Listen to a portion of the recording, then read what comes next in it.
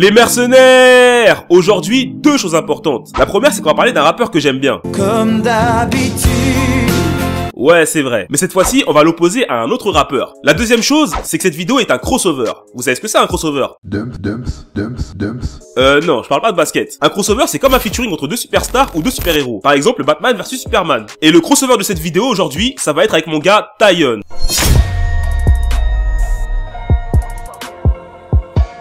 Bien ou quoi tout le monde? Alors ouais, moi c'est Taïon et aujourd'hui on va voir qui de Koba ou Zola a le plus de talent et mérite le plus son succès en analysant un peu tout ce qui les caractérise. Et pour ça, on a créé un concept assez simple. Dans cette vidéo, Louis t'expliquera d'où provient le succès unique de Koba et pourquoi il a été si fulgurant. Et de mon côté sur ma chaîne, tu trouveras une vidéo sur Zola où je tenterai de t'expliquer tout son univers, ses forces et ses faiblesses. Voilà, je pense que maintenant tout est clair, non? Ouais, c'est très clair. Vous êtes prêts? C'est parti!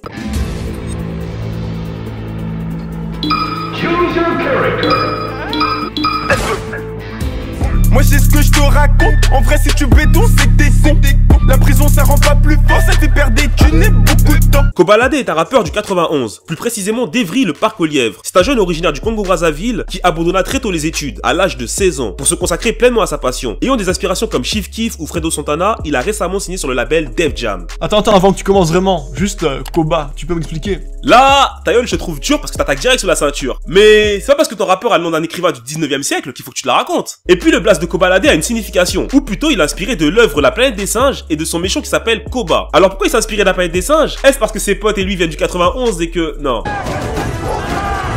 Concernant le D, ça a rien à voir avec One Piece. Ça veut dire la délinquance. Non, je plaisante, ça veut dire la débrouillardise. Mais vous savez ce que c'est dans le 91 avec ces histoires de braquage, de gang, de violence? Ah oui, Madrid fait faire la bagarre. Ah oui, Madrid vesquille le placard. Alors que Madran sache faire la bagarre, ça je vais bien le croire. Mais qu'il vesquille le placard, ça, j'y crois pas du tout. Mes gars ont pris des années de prison, envoyer des mandats ça devient épuisant. Eh oh Madran, on te parle. Donc, pour revenir au nom de Kobalade, c'est un nom qui lui va bien. À la fois hargneux et déterminé, comme celui de La Planète des Singes. Par contre, il y a vraiment un truc, je pense, pas mal de gens sont d'accord avec moi, sa voix. Franchement, c'est compliqué, non? C'est vraiment le truc, soit t'adhères complètement, soit pas du tout, je trouve. Alors ouais, je sais qu'on a l'impression d'écouter Homer Simpson qui rappe. Je me rappelle, j'avais rien, je traînais tous les jours dans le bas de set. Hormis ça, il y a beaucoup de personnes qui trouvent que ça a du génie. Ouais mais tu vois, c'est que tout le monde crie au génie et à l'originalité juste parce qu'il est venu avec une voix chelou d'un ado de 14 ans en pleine puberté. Moi perso, j'appelle pas ça de l'originalité. T'enlèves ça et tout ce qu'il raconte, tu l'as déjà entendu 100 fois dans la bouche de tous les autres rappeurs. Et même son flow sac à dos où il y a plus aucun déterminant là. C'est du vu et revu. Bah moi tu vois, ça me rappelle l'époque où j'ai commencé à écouter Lil Wayne. Au début sa voix elle me gênait et je me disais mais pourquoi personne lui donne du sirop pour la toux à ce mec? Et puis je me suis rendu compte à travers ses lyrics que ce mec a du vocabulaire, de l'humour et qui fait des putains de jeux de mots. Et j'ai pas été le seul à apprécier ce que Wayne produit parce que malgré sa voix qui peut rendre perplexe, son succès est mondial. Et bien Koba c'est pareil. Ah ouais, ça va vite quand même hein, ici, comparer Koba à Lil Wayne. Restons raisonnables. Mais écoute, il y a plein de rappeurs qui ont des particularités dans la voix comme SCH, Lacrim et Gizmo. Mais ce qui marche surtout avec ces mecs là, c'est leur univers. Et là où je trouve la stratégie de Kobalade intéressante, et je dis bien intéressante parce que je sais pas si c'est volontaire, c'est que sa particularité vocale mène au débat. En fait c'est simple, comme tu l'as dit, soit on aime son flow, ou soit on n'aime pas du tout. Et ce débat alimente et fait grandir l'intérêt que les gens portent à Kobalade. Et le buzz autour de son style et ses particularités grandit tellement que ça pousse même des gens qui ne le connaissent pas à se renseigner sur ce qu'il fait. En gros, sa voix que tu critiques le fait sortir du lot et en plus ouvre de grosses discussions. Mais j'avoue Koba, sa voix elle peut stresser. Et je suis dans le Banks, je lui sers, je vais ce qu'il a. Et je suis dans le Banks, je lui sers, je pense à la paix. Parfois je me demande comment un ingénieur du son peut laisser faire des trucs comme ça. Je me rappelle, j'avais rien. Ouais là, c'est bon là ou pas? Mais en dehors de ça, ce rappeur a une textuelle qui lui permet d'expliquer les choses le plus simplement possible. Et le tout avec une manière de faire tout aussi simple. Il utilise des allitérations, en gros il fait des fins de rime quasi identiques à la rime précédente. Et ça de manière répétée. Et nique sa mère mon passé, l'époque où je revendais de la pasta. Aujourd'hui je vide mon passe-temps et je secoue mes lots fondés sur la piste. Et ça, c'est plus technique que ça en a l'air. Mais il y a un truc, j'avoue, j'ai pas compris. Après, j'ai pas été vraiment chercher, mais ce que j'ai écouté, il a tout le temps le même gimmick du bas de set là.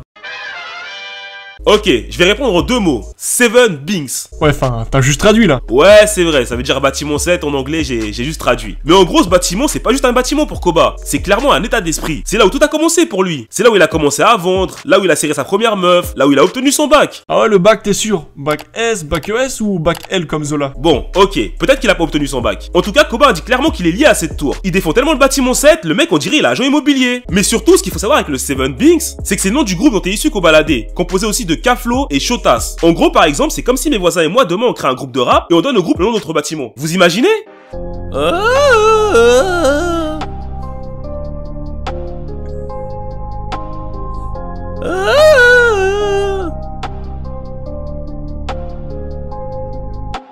Myrtille, les résidences, tout le monde sait que l'on mène la danse. Les résidences Myrtille, on est toujours de la partie. Et puis, sans cesse mentionner ce bâtiment, ça permet à Koba de créer une proximité avec ses auditeurs, de les rapprocher de son univers. Certains doivent même avoir l'impression en écoutant Koba d'être dans le hall du bâtiment 7. Vas-y, est-ce que tu peux me dire où Zola habite et d'où il vient? Bah ouais, à Ivry. En fait, t'es censé me dire non, je sais pas. Comme ça, moi je fais le malin et je dis, vous voyez, c'est plus dur déjà, hein. Mais bref, dernière chose, c'est que insister sur le bâtiment 7, c'est aussi la meilleure promo possible pour les vendeurs de drogue de ce bâtiment. En gros, le bâtiment 7, c'est devenu limite un label qualité. Bon, ok, c'est aussi une super pub pour la police pour indiquer quel bâtiment mettre sur écoute. Mais bon, inspiré par The Wire, comme dit Kobalade. Voilà, franchement, The Wire, voilà, c'est une série que je conseille à tout le monde. Hein. Parce que ça travaille dans le cerveau aussi, hein. C'est pas, ils montrent pas que la drogue, tout ça. Hein. Voilà, c'est spirituel. C'est bien.